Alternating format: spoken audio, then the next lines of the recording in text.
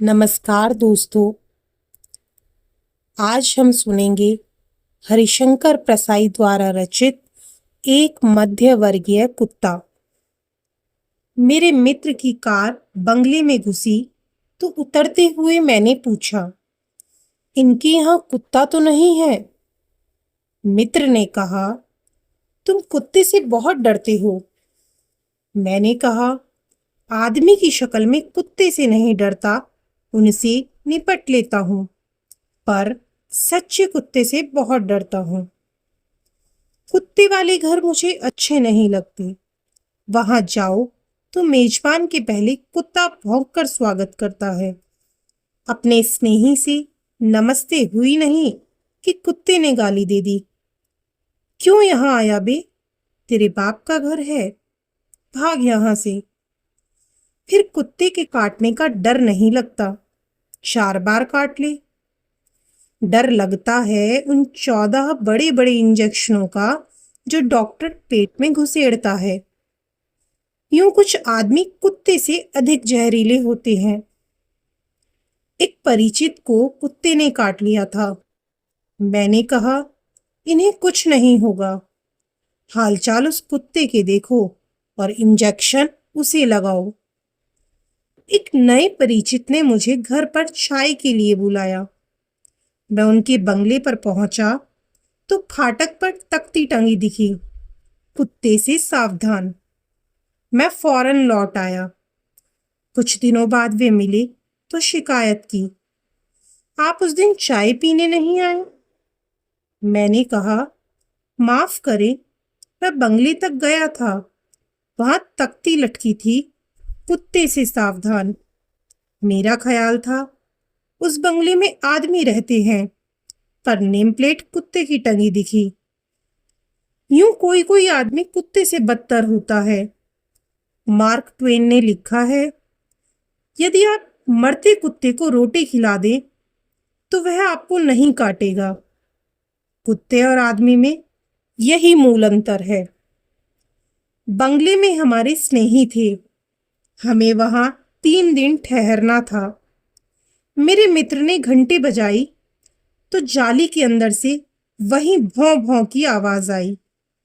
मैं 2 कदम पीछे हट गया। हमारे मेजबान आए, कुत्ते को डांटा, टाइगर टाइगर। उनका मतलब था शेर। ये लोग कोई चोर डाकू नहीं है, तो इतना वफादार मत बन। कुत्ता जंजीर से बंधा था। उसने देख भी लिया था कि हमें उसके मालिक खुद भीतर ला रहे हैं, पर वह भौंके जा रहा था। मैं उससे काफी दूर से लगभग दौड़ता हुआ भीतर गया। मैं समझा यह उच्च वर्गीय कुत्ता है। लगता ऐसा ही है। मैं उच्च वर्गीय का बड़ा अदब करता हूँ, चाहे वह कुत्ता ही क्यों ना हो। उस बंगले में मेरी अजब स्थिति थी। मैं हीन भावना से ग्रस्त था। इसी अहाते में एक उच्च वर्गीय कुत्ता और इसी में मैं। वह मुझे हिकारत की नजर से देखता। शाम को हम लोग लॉन में बैठे थे। नौकर कुत्ते को अहाते में घुमा रहा था। मैंने देखा, फाटक पर आकर 2 सड़किया आवारा कुत्ते खड़े हो गए। ये सर्वहारा कुत्ते थे। वे इस कुत्ते को बड़े गौर से देखते, फिर यहां घूमकर लौट आते और इस कुत्ते को देखते रहते।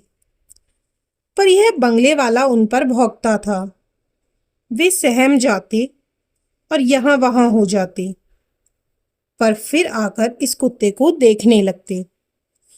मेजबान ने कहा, यह हमेशा का सिलसिला है।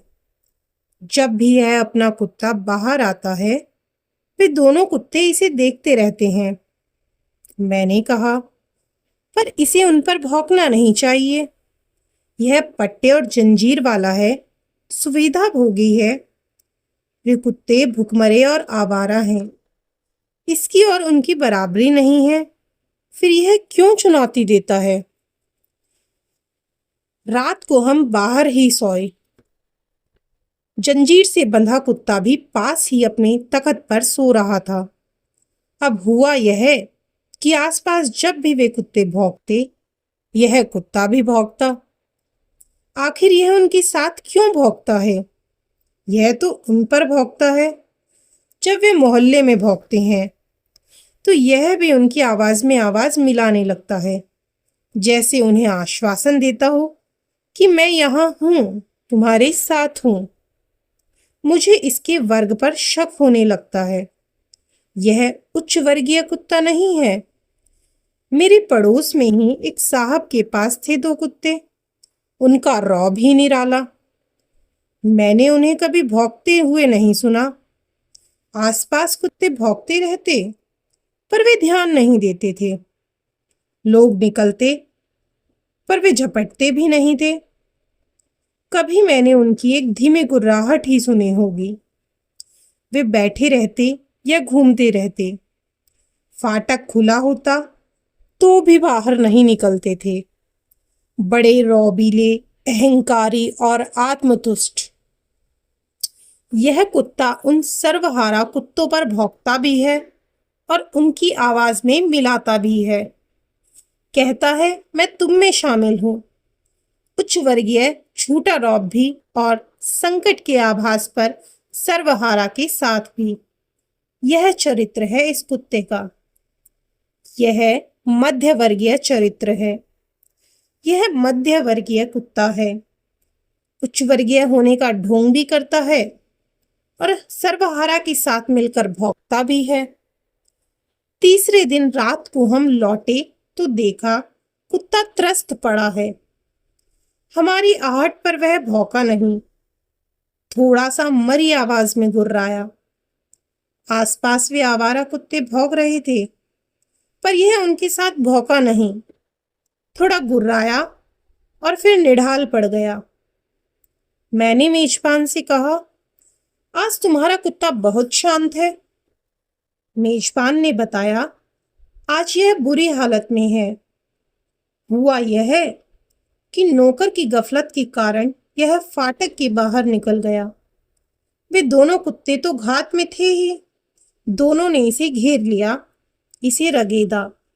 दोनों इस पर चढ़ बैठे, इसे काटा। हालत खराब हो गई। नौकर इसे बचा कर लाया। तभी से यह सुस्त पड़ा है और घाव सहला रहा है। डॉक्टर श्रीवास्तव से कल इसे इंजेक्शन दिलाऊंगा। मैंने कुत्ते की तरफ देखा, दीन भाव से पड़ा था। मैंने अंदाजा लगाया, हुआ यूं होगा, यह अकड़ से फाटक के बाहर निकला होगा, उन कुत्तों पर भौंका होगा। उन कुत्तों ने कहा होगा, अबे अपना वर्ग नहीं पहचानता, ढोंग रचता है। ये पट्टा और ये जंजीर लगाए हैं, मुफ्त का खाता है, लॉन पर टहलता है, हमें ठसक दिखाता है। पर रात को जब किसी आसन्न संकट पर हम भौंकते हैं तो तू भी हमारे साथ हो जाता है। संकट में हमारे साथ है, मगर यूं हम पर भौंकेगा। हम में से है तो बाहर निकल। छोड़ यह पट्टा और जंजीर, छोड़ यह आराम। घूर पर पड़ा अन्न खा और चुराकर रोटी खा, धूल में लौट। यह फिर भौंका होगा। इस पर वे कुत्ते झपटे होंगे। यह कहकर, अच्छा ढोंगी दगाबाज, अभी तेरे झूठ वर्ग का अहंकार नष्ट किए देता हूं। इसे रगेदा, पटका, काटा और धूल खिलाई। कुत्ता चुपचाप पड़ा, अपने सही वर्ग के बारे में चिंतन कर रहा है।